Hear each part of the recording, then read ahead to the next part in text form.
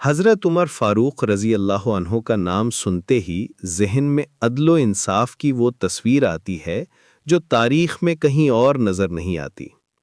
آج ہم ان کی زندگی کے کچھ ایسے واقعات سنیں گے جو دکھاتے ہیں کہ حقیقی انصاف کیا ہوتا ہے۔ یہ کہانیاں صرف تاریخ کے صفحات میں محفوظ نہیں بلکہ آج بھی ہمیں راہ دکھاتی ہیں۔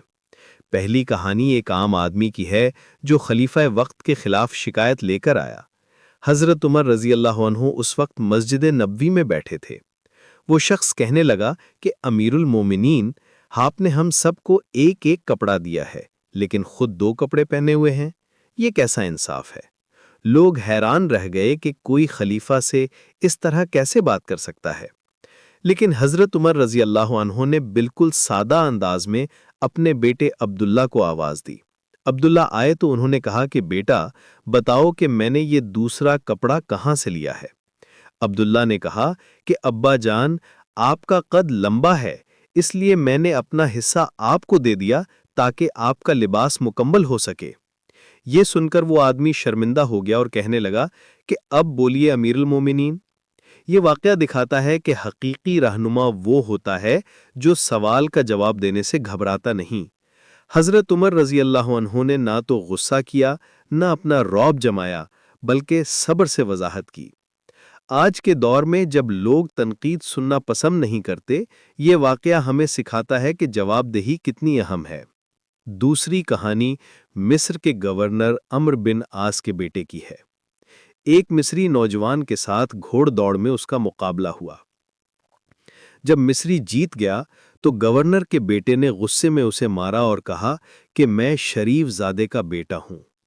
یہ خبر جب مدینہ پہنچی تو حضرت عمر رضی اللہ عنہ نے فوری طور پر عمرو بن عاص اور اس کے بیٹے کو مدینہ بلایا۔ جب وہ آئے تو حضرت عمر رضی اللہ عنہ نے اس مصری نوجوان کو کوڑا دیا اور کہا کہ اس شریف زادے کے بیٹے کو مارو جس نے تمہیں بے وجہ مارا۔ پھر انہوں نے وہ مشہور جملہ کہا جو آج بھی انصاف کی علامت ہے: تم نے کب سے لوگوں کو غلام بنا لیا ہے جبکہ ان کی مائیں نے انہیں آزاد جنا تھا۔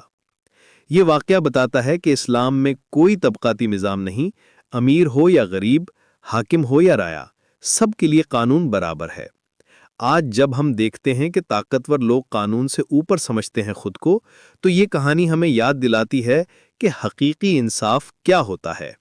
تیسرا واقعہ خود حضرت عمر رضی اللہ عنہ کا اپنے بیٹے عبید اللہ کے ساتھ ہے۔ جب حضرت عثمان رضی اللہ عنہ کی شہادت کے بعد فتنہ پھیلا تو عبید اللہ نے غصے میں ہرمزان کو قتل کر دیا جو کہ ایک معاہدہ کے تحت محفوظ تھا۔ حضرت عمر رضی اللہ عنہ نے فوری طور پر اعلان کیا کہ میرا بیٹا قصاص میں مارا جائے گا۔ لوگوں نے کہا کہ امیر المومنین، آپ کل شہید ہو گئے اور آج آپ کا بیٹا مارا جائے گا۔ لیکن حضرت عمر رضی اللہ عنہ نے کہا کہ اگر میں اپنے بیٹے کو بچاؤں گا تو کل کوئی اور اپنے بیٹے کو کیوں نہیں بچائے گا؟ بعد میں مقتول کے وارثوں نے خون بہا لے کر معاف کر دیا، لیکن یہ واقعہ دکھاتا ہے کہ انصاف میں کوئی رشتہ داری نہیں چلتی۔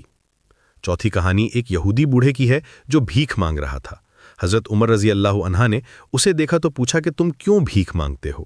اس نے کہا کہ جزیہ ادا کرنے کے لیے اور بڑھاپے کی وجہ سے۔ حضرت عمر رضی اللہ عنہ نے فوری طور پر اس کا جزیہ معاف کر دیا اور بیت المال سے اس کے لیے وظیفہ مقرر کیا۔ انہوں نے کہا کہ ہم نے اس سے جوانی میں جزیہ لیا اور اب بڑھاپے میں اسے بے سہارا چھوڑ دیں، یہ انصاف نہیں۔